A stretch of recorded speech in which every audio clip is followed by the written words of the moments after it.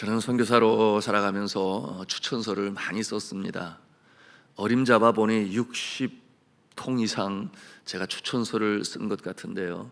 아무래도 신학교 설립자이고 교수이다 보니 공부 잘하는 학생 중에 미국으로든 한국으로든 유학 갈 때 추천서를 잘 써줘야 되죠. 왜냐하면 네팔 사람들이 학비를 낼 만한 여력이 없으니까 장학금으로 받고 공부할 수 있도록 그렇게 추천서를 썼고, 그런가 하면은 교수로 있지만 아직 박사 학위가 없는 우리 교수들 또 박사과정으로 갈 때 추천서를 썼습니다. 그런가 하면은 또 리빙스턴 학교 교사 중에 한국에 와서 또 교육학으로 공부하는 우리 교사가 있어서 썼었고, 또 그 학교 입학 허가서뿐만이 아니라 네팔에서 중요한 것은 여전히 경제적으로 낙후된 나라이니 한국으로든 미국으로든 갈 때 그 대사관에서 비자를 얻는 일이 쉽지 않아요. 굉장히 까다롭습니다. 그와 같은 상황에서 추천서는 굉장히 큰 위력을 발휘합니다. 그런데 참 감사한 것은 제가 쓴 추천서가 한 번도 거부당한 적이 없이 다 허락받게 되었으니 너무 감사하잖아요. 처음에는 그렇게 추천서를 쓸 때 전화가 와요. 그리고 이것저것 많이 물어요. 혹시 한국에 가서 공부하는 게 아니라 도망가서 일하려고 하는 거는 아니냐, 한국에서 왔다가 또 네팔로 돌아오지 않아요, 그냥 주저앉는 거는 아니냐, 미국은 더 말할 것도 없지요. 그럼 그것을 일일이 다 대답을 하고 제가 보증합니다. 거기 교수님하고 기가 다 또 우리 산돌중앙교회가 돕습니다. 이런 얘기들을 다 해서 받게 되는데, 나중에는 어느 순간부터인가 전화가 안 오더라고요. 왜 그렇겠어요? 믿을만 하니까.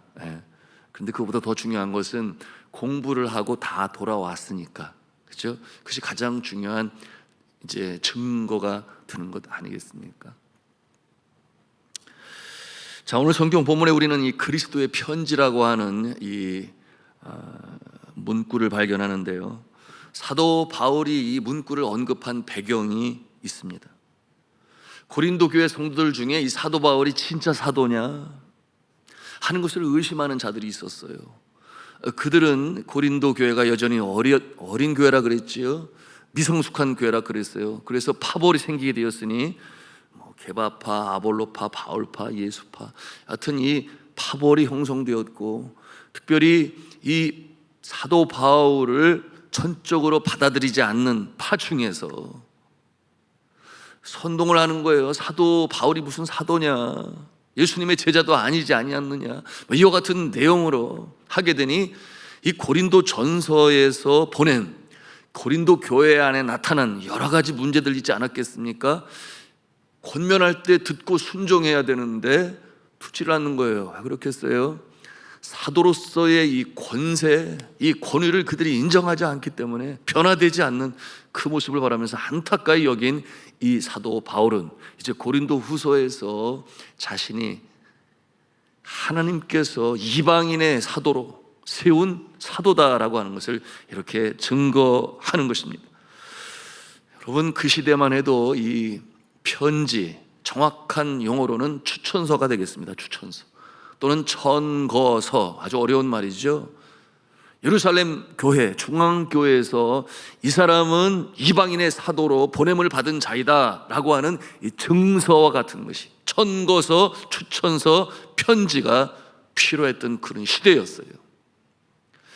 그러므로 그 편지에 대해서, 그 단어에 대해서 이 사도 바울이 언급을 하는 것입니다. 이 모습을 보면서 이 고린도교회 성도들의 모습을 보면서 사도 바울의 마음이 답답하죠. 왜 나를 그렇게 믿지를 못하느냐. 이 사도적 권위에 대해서 그는 증거하기 위해 두 가지 방편을 사용합니다. 첫째는 천거서, 즉 하나님께서 보내신 천거서에 대해서 말씀하고 있는데, 그 내용이 무엇인가? 첫째로 그는 하나님께서 자신의 삶에 어떻게 역사하시는가 하는 것을 증거함으로 천거서를 대신한다, 이와 같은 모습이었어요. 제가 앞서 말씀을 드린 것처럼 제가 한국에서 파송받은 선교사다, 제가 한국에서 사역 감당할 때 아주 신실하게 하였다, 이런 내용을 한국 대사관에 보낼 일이 없어요. 중요한 것은 현재 네팔에서 정말 신실한 선교사의 모습으로 사역을 감당하고 있고, 그리고 그들을 보장하고 보증할 만한 그 정도의 인망과 덕망을 가지고 다른 선교사들로부터도 인정을 받고 있느냐, 그것이 대사관에서는 필요하다, 그 말이에요. 그렇기 때문에 이 사도 바울이 그 천거서에 대해서 얘기를 하면서 나를 보라, 하나님께서 나를 어떻게 사용하고 있는지를 보라, 그것이 곧 천거서요, 추천서요, 편지가 아니겠느냐, 그렇게 말씀하시는 것인데요. 여러분, 그 전장에서 어제 우리가 살펴보았습니다. 2장 14절 15절 말씀에 뭐라고 그랬어요? 한번 바로 같은 페이지 있나? 요 페이지에 고린도 후서 2장 14절 15절 같이 읽겠습니다. 시작. 항상 우리를 그리스도 안에서 이기게 하시고 우리로 말미암아 각처에서 그리스도를 아는 냄새를 나타내시는 하나님께 감사하노라. 우리는 구원받은 자들에게나 망하는 자들에게나 하나님 앞에서 그리스도의 향기니. 이 사도 바울, 그는 주의 위대한 종으로서 그리스도의 향기를 나타내는 일에 자타가 공인하는 그와 같은 모습이었다 하는 것입니다. 여러분, 사도 바울과 실라가 빌립보 감옥에 갇혀 있을 때 깊은 감옥에서 찬송하였다 그랬어요. 기도하였다 그랬습니다. 그랬더니 어떤 일이 벌어졌는 줄 아시잖아요. 옥토가 흔들리고 옥문이 열리고 창고가 열리고, 그러니 간수가 다 도망갔는 줄 알고 자결을 하려고 할 때 사도 바울은 도망도 안 쳤어요. 오히려 이 기회가 복음을 전할 기회다 하여 너와 내 집이 구원을 얻으리라, 바로 그 내용 아니겠어요? 그래서 예수를 믿는 그 놀라운 역사를 감당했던 이 사도 바울 아니었겠습니까? 로마의 시민권이 있었습니다. 그러므로 그 시민권으로 인하여 감옥에 들어가지 않아도 되고 매를 맞지 않아도 되었어요. 그럼에도 불구하고 주 예수 그리스도, 그를 위하여, 그리스도의 남은 고난을 교회를 위하여 내 육신에 채우노라. 그러므로 그는 개인적 특권을 사용하지도 아니했습니다. 정말 주님의 모습을 닮은 영성을 가진 자였죠. 그런가 하면 죽은 유도고를 살리는 그 능력이 나타났어요. 그런가 하면은 여러분, 에베소에서는 자신의 손수건을 병자의 몸에 얹기만 해도 병자가 치유되고 살아나는 놀라운 역사가 있었습니다. 그런가 하면은 사이프러스 섬이었죠. 독사에게 물렸음에도 불구하고 죽지 아니했어요. 여러분, 그 섬에서는 독사는 신적인 존재였어요. 악한 자를 물어서 죽인다. 그런데 사도 바울이 죽지 아니하니 도대체 이 사람은 누구인고? 여러분, 그와 같은 사도적 권세를 가지고 그 섬의 총독과 그의 아버지, 그 섬에 있는 많은 사람들을 구원하는 일에 쓰임받았던 이방인을 위하여 부름받은 사도, 틀림이 없지요. 그렇다면 오늘 이 새벽에 우리의 질문은 이것입니다. 나는 무엇으로 하나님의 자녀되고 믿는 사람임을 증거할 수 있느냐? 그 천거서가 무엇이냐? 라고 하는 질문을 우리의 마음에 물어야 하는 것입니다. 교회에서 어떤 성도님들을 직분자로 세울 때 어떤 성도님은 안수집사님으로 또는 권사님으로 세움을 받아야 하는데 다른 교회에서 이미 직분을 받은 그런 분들이 있어요. 그런 경우에 교회에서는 어떠한 절차가 필요한가 부탁을 드리죠. 그럼 전에 섬기던 교회에서 이 직분자로 섬겼다고 하는 증명서를 가져오시든지, 아니면은 임직패 있잖아요. 임직패, 안수집사로, 권사로, 그런 것을 임직패로 만들어준 것이 있으니까 뭐 사진을 찍어서 보내주시든지 아니면 가져서 보여주시든지, 이제 그렇게 요청을 해요. 굉장히 중요한 절차죠. 그러면은 가져가 와요. 그러면은 우리 교회의 안수집사님으로 또 권사님으로 또 직분을 받게 됩니다. 그런데 이 절차는 너무나 중요하지만 정작 더 중요한 것은 무엇이겠습니까? 우리 교회 와서 그래서 직분자로 이제 전입이 되었다 표현할 수 있겠는데, 그런데 정말 그와 같은 모습이냐 그 말이에요. 정말 주의 몸된 교회를 권사님의 모습으로 또한 안수 집사님의 모습으로 충성되이 섬기며 거기에 걸맞는 성품과 영성을 가지고 있느냐 하는 것이 더 중요한 것 아니겠습니까? 만일에 그것을 가져왔음에도 불구하고 하는 모습이 영 아니다 싶으면 어떻게 되는 거예요? 결국 그 본인뿐만 아니라 그 직분을 준 교회도 그렇지 않겠어요?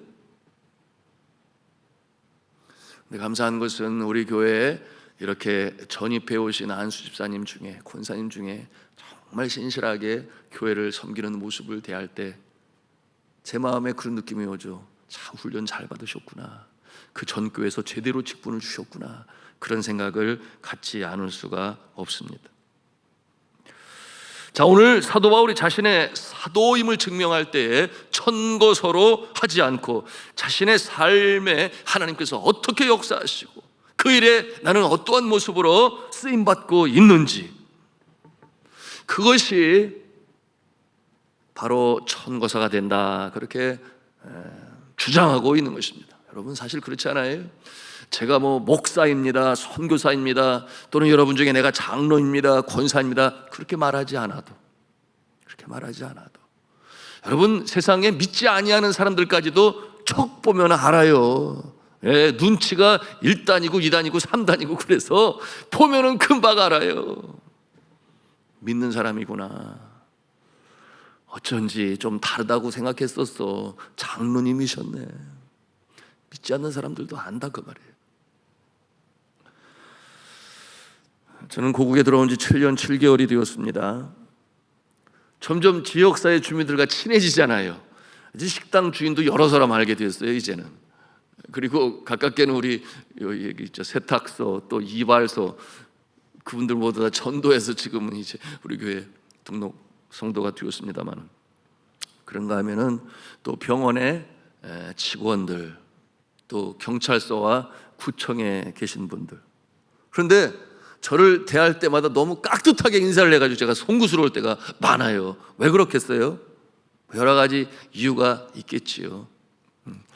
이 일로도 만나고 또 명절 때면 제가 이렇게 챙겨드리고 그런 가운데 관계가 깊어지고 있습니다. 분명한 것은 세상 사람들이 저와 여러분 같은 믿음의 사람들을 대할 때 선입견을 가지고 대한다고 하는 것, 우리는 알고 있어야 합니다. 그러기에 그 기준에 맞춰서 판단을 해요. 저 사람이 산돌중앙교회 담임 목사래. 딱 그렇게 생각하는 순간 그들이 바라보는 기대치가 있습니다. 그리고 우리는 무시할 수가 없어요. 그런가 하면 저 사람은 예수 믿는 사람인데, 저 사람은 교회 다니는 사람인데, 아파트에서 엘리베이터 탈 때도 그런 눈으로 이렇게 보지 않나요? 인사도 더 잘해야 돼요. 인사도 더 잘해야 돼.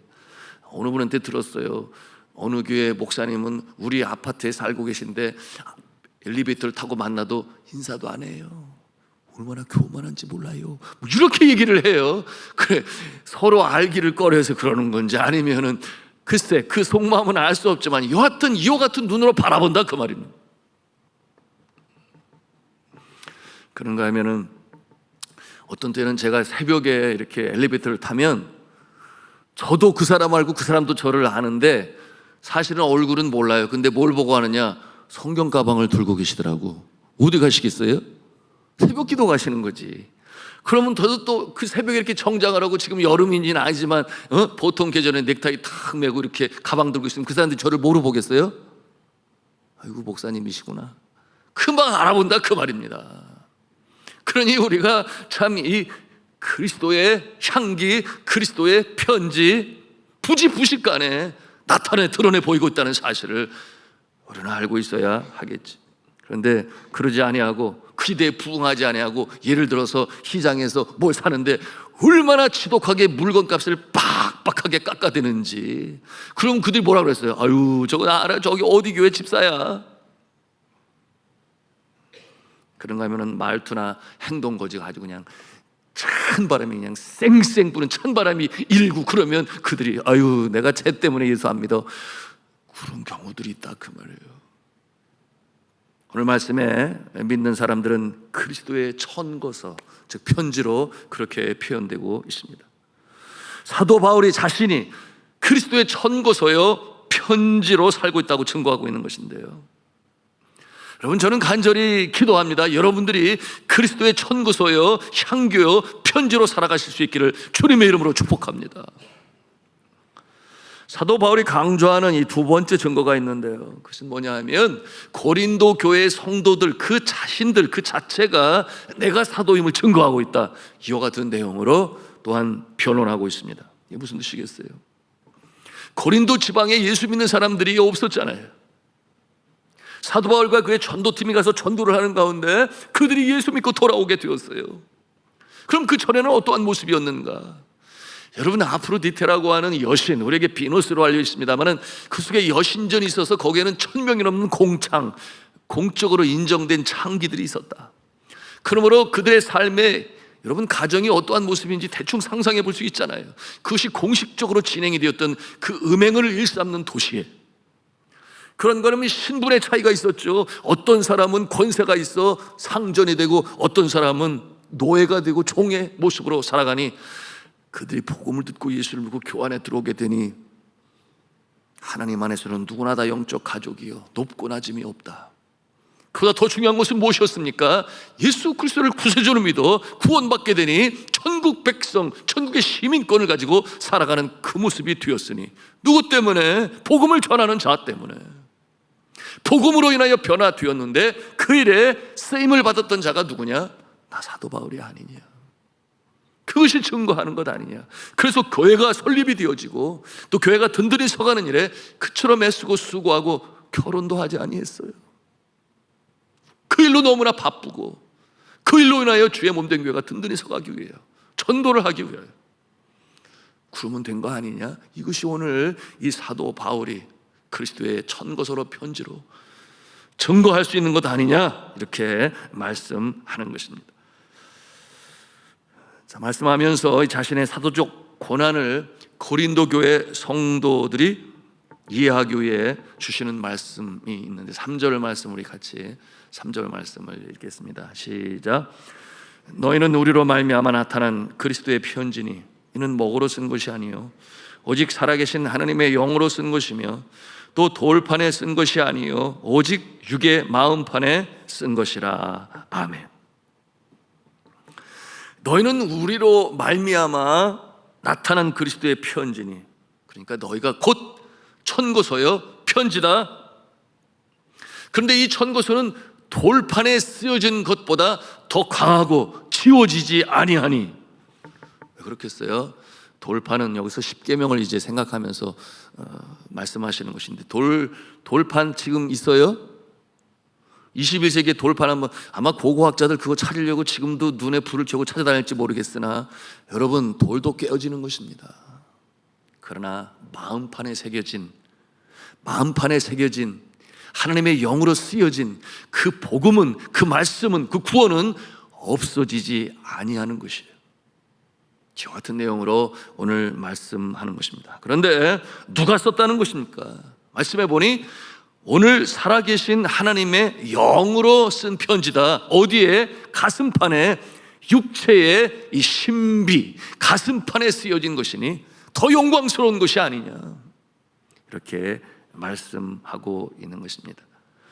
자, 사랑하는 성도 여러분, 고린도 교회 성도들이 그렇다고 한다면 오늘 이 시대를 살아가는 우리 믿음의 사람들도 마찬가지요. 하나님의 영으로 우리가 천국 백성임을 우리의 신비 가운데 새기셨다, 쓰셨다. 여러분이 그리스도의 편지요, 천고서요, 추천서인 줄로 믿으시기를 바랍니다.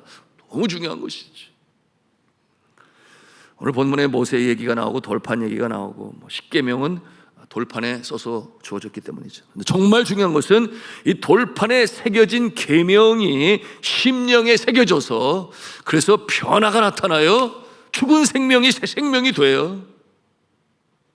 그러므로 천국 백성이 돌판에 새겨진 계명, 여기서 율법으로 표현하고 있는데 그렇게 쓰여져서 이스라엘 백성들에게 주었어도 바리새파 사람들, 서기관들, 종교 지도자들 그것이 무슨 소용이 있었느냐 그 말이에요. 정작 중요한 것은 예수 그리스도를 하나님의 아들로 믿어 그들의 삶이 변화가 되고 천국 백성이 되어야 되는데 그러지 못한 모습이 있지 아니하냐, 그렇게 말씀하면서 정말 중요한 것은 복음으로 말미암아 변화되어지는 인생, 구원받은 새 생명, 이것이 더 영광스러운 것 아니겠느냐, 이렇게 오늘 말씀으로 주시면서 사도 바울은 고린도 교인들에게 권면하고 있는 것입니다. 자, 그 말씀 고린도후서 2장 7절에서 8절 우리가 읽었나요? 같이 읽도록 하겠습니다. 7절 8절입니다. 시작.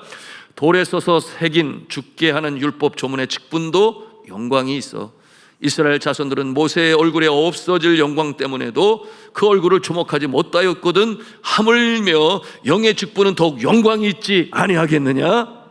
영의 직분이라고 그랬어요. 앞에서 설명을 드렸습니다마는 여러분 40일 금식하고 십계명을 받아서 이스라엘 백성들이 나올 때 그 얼굴에 광채가 눈이 부셔서 그래서 수건으로 얼굴을 가리웠다. 그런데 그 광채가 여러분 그 느보산에서 사도 바울이 이제는 천국으로 떠나게 된 여호수아에게 그 자신의 권세를 넘겨줄 때 그때도 얼굴에 영광이 빛이 났을까요? 안 났을까요? 여러분 한번 상상을 해보세요.